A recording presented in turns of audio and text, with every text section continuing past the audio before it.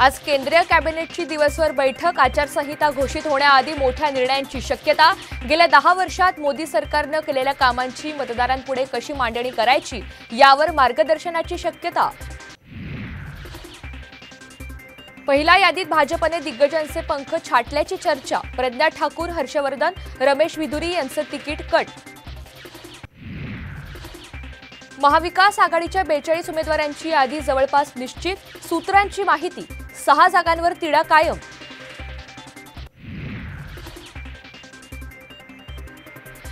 डोंबिवलीत आज शासन आपल्या दारी कार्यक्रम। मनसेच्या राजू पाटलांकडून बॅनरद्वारे कार्यक्रमाचं निमंत्रण।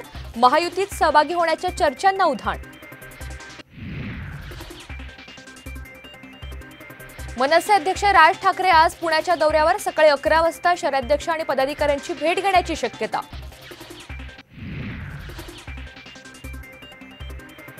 अमित शहा 5 आणि 6 मार्चला महाराष्ट्र दौऱ्यावर।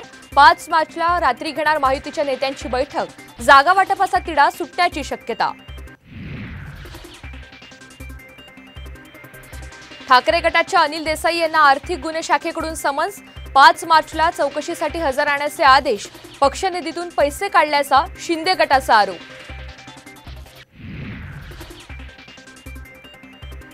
अर्थात दादा मला हळूच हे म्हणू शकतात की पीएमसी का खातच मला द्या, मी चांगल्या इमारती बांधतो, ते देणार नाही, ते माझ्याचकडे ठेवेल। गृह खातं देणार नाही, ते मी माझ्याकडेच ठेवणार। फडणवीसांचा बारामतीकरांसमोरच अजित पवार यांना टोला।